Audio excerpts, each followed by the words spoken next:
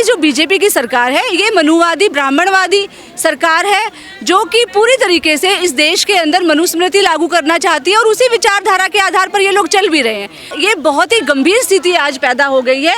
ये मनुवादी सरकार ब्राह्मणवादी सरकार का एक ही रास्ता है और वो रास्ता है एक जन आंदोलन का रास्ता, जहाँ छात्र, नौजवान, मजदूर, महिला, किसान सब लोगों को मिलकर सड़कों पर उतरना होगा। तो बेटी बचाओ का मतलब ये नहीं है साथ खड़े होने का कि आप मेरे साथ खड़े होकर फ़ोटो खिंचवा लें। उसका मतलब ये है कि महिलाओं पर अगर अत्याचार होता है, हिंसा होती है, रेप होता है, तो उसके ख़िलाफ़ सख्ती से कार्रवाई की जाए। रेपिस्ट को, रेप आरोपी को संरक्षण ना दिया जाए, चाहे वो किसी भी राजनीतिक पार्टी का हो, चाहे वो किसी भी धर्म का हो। अच्छी तो है, बहुत अच्छा यूनिफॉर्म पहनते हैं, लेकिन विक्टिम ब्लेमिंग जो है ये एक आम बात हो गई है, एक आम बात हो गई है। इसके ख़िलाफ़ हमें आवाज़ तो उठाना पड़ेगा, उठा रहे हैं, आप सबको भी उसमें साथ देना पड़ेगा। बिल्कुल। कैसे बचेंगी? आप सब लोग मिलकर साथ देंगे ना। इम्प्यूनिटी कल्चर को कोई सपोर्ट करेगा तो कैसे बचेंगी? इम्प्यूनिटी के ख़िलाफ़ हमें आवाज़ उठाते रहना है।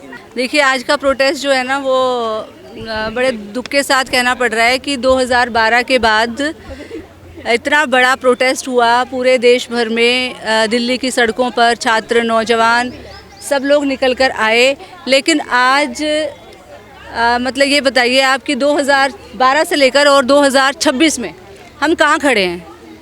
कहाँ के दिल्ली बदली या देश बदला? कुछ भी नहीं बदला। सरकारें बदल रही हैं। जब केजरीवाल जी थे तो वो कहते थे कि हम क्या करें, हमारे पास दिल्ली पुलिस नहीं है। लेकिन अब तो सब कुछ है, दिल्ली पुलिस भी है, गृह मंत्रालय भी है, प्रधानमंत्री भी हैं, सब कुछ अब है। तो अब क्या है? अब कौन सी बाधा है जो महिलाओं को सुरक्षा नहीं मिल पा रही है?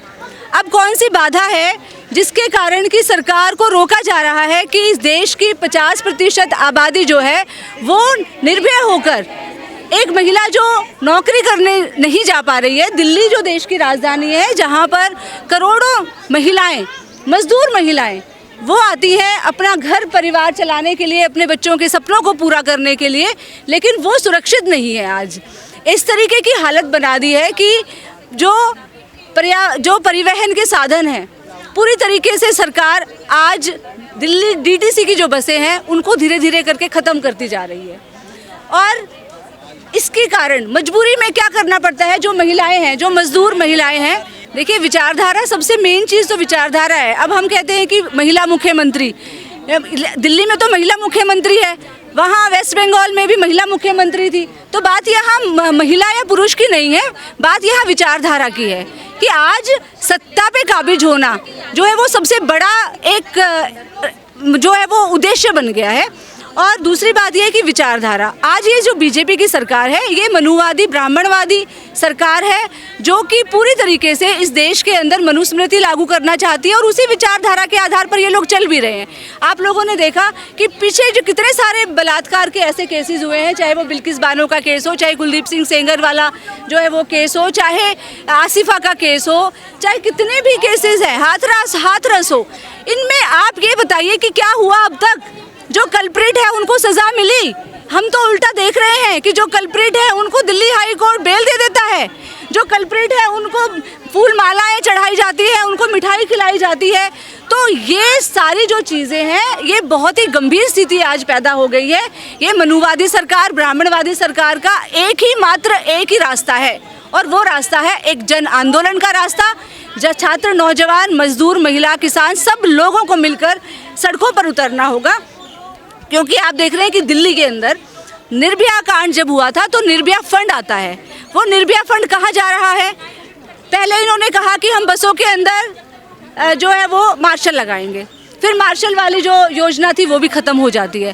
फिर उन्होंने कहा कि एक पैनिक बटन हर बस में लगाया जाएगा ताकि कोई महिला अगर असुरक्षित महसूस करती है तो वो पैनिक बटन जो है वो यूज़ कर सके। फिर उन्होंने कहा कि एक ऐसा विमेन का एक ऐसा पॉइंट बनाया जाएगा जिसमें कि एक छत के नीचे महिलाएं अपनी सारी समस्याएं व्यक्त कर सकती हैं, एक ऐसा पॉइंट बनाया जाएगा सरकार की तरफ से।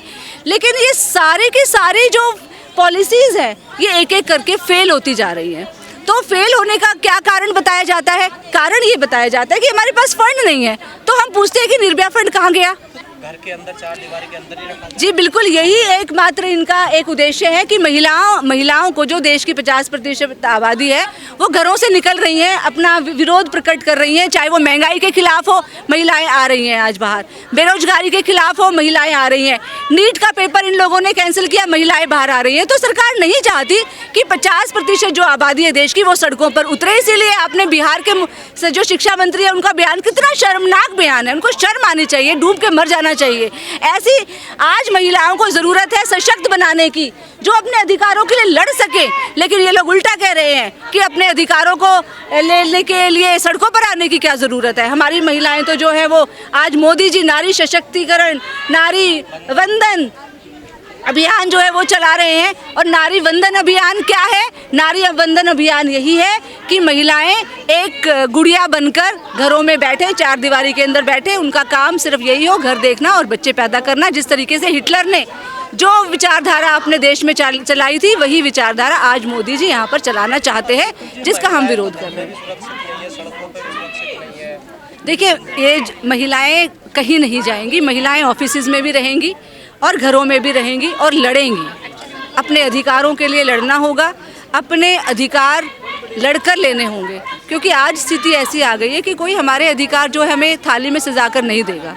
महिलाओं को अपने अधिकारों के लिए संघर्ष करना होगा, और जो करती आई हैं। बात अभी की नहीं है, हमारे आज़ादी आंदोलन के अंदर भी महिलाओं का इतना बड़ा योगदान रहा है। अब ये आज़ादी हमें इस मनुवादी ब्राह्मणवादी सरकार से जो आज़ादी हमें लेनी है, उस आज़ादी के लिए भी महिलाओं को इस देश के मजदूर किसानों के साथ कंधे से कंधा मिलाकर लड़ना होगा।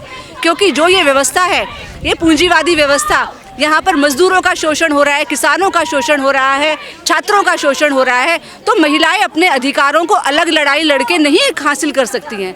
इस संपूर्ण लड़ाई, ये जो पूंजीवादी व्यवस्था के खिलाफ जो लड़ाई चल रही है आज मजदूर, किसान, छात्र, नौजवानों की, इसमें महिलाओं को कंधे से कंधा मिलाना होगा।